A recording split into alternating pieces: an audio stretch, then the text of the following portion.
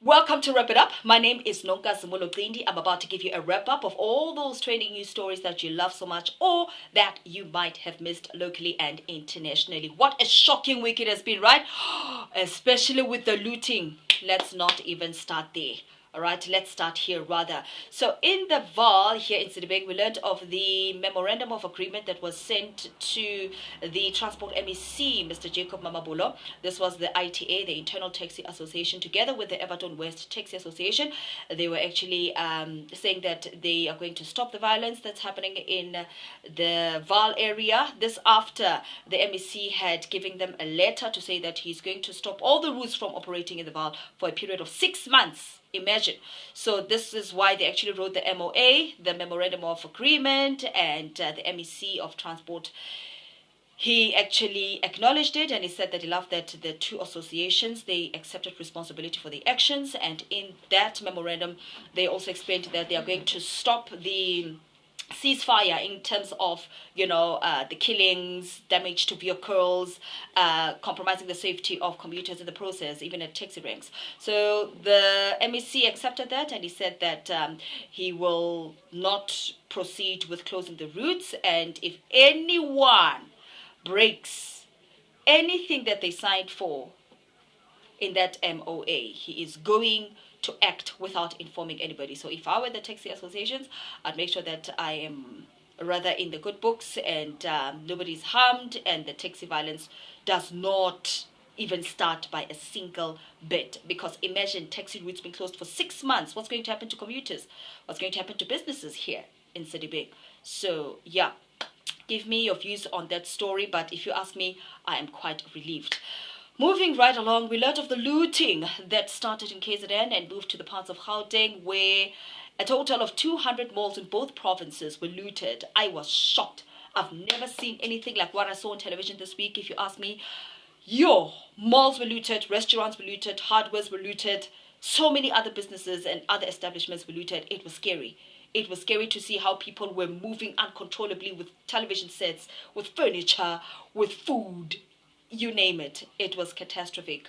So catastrophic. I've never seen anything like it. And here in Citibank, a number of malls were affected, from the Val Mall, Tabong, Everton Mall, Cambridge, U-Save in Everton, U-Save in Zone 14. It was terrible. It was terrible. Most shops in the Val were actually looted. Only few businesses managed to survive because of certain unified community members. But other than that, 80% of the businesses were looted. And it's been quite a catastrophic one. But what I do love is that the president said that he will be deploying more policemen, or rather police officers, as well as the South African National Defence Force members that are going to, ensure that this kind of mayhem does not happen anymore. And if you ask me about the response of the president, he was very slow.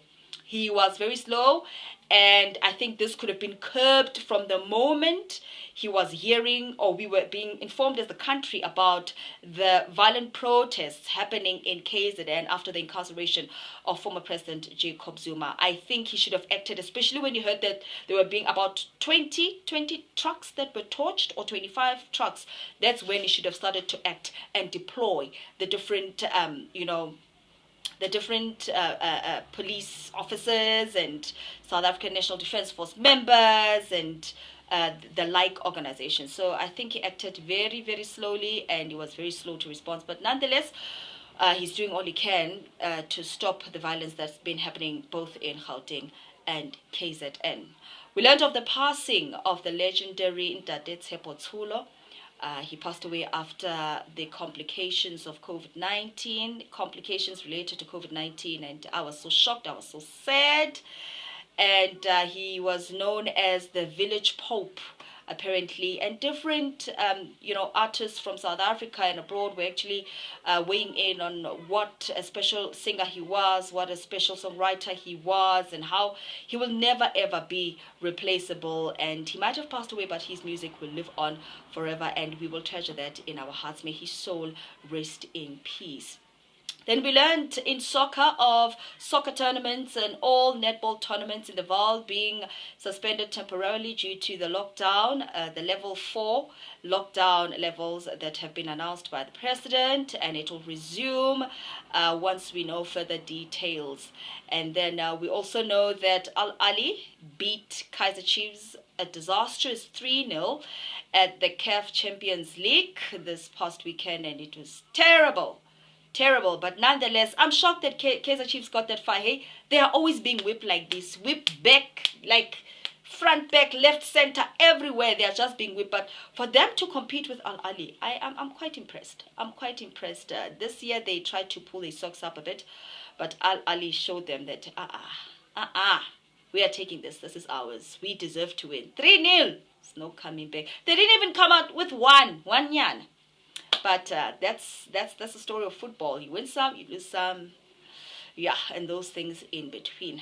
That's a wrap-up of all the news stories that I had for you. Please give me your views on all the stories that I shared. I'd love to see your comments in the comment section below. Any suggestions, any ideas, we welcome here as the team wrap it up. Thank you so much for tuning in. Remember to like, to share, to subscribe to my channel, and click that button, that bell button, to receive all the notification of the episodes as I bring them and as we bring them as the team. Thank you so much for tuning in. I'll be back again next week. Sharp, sharp.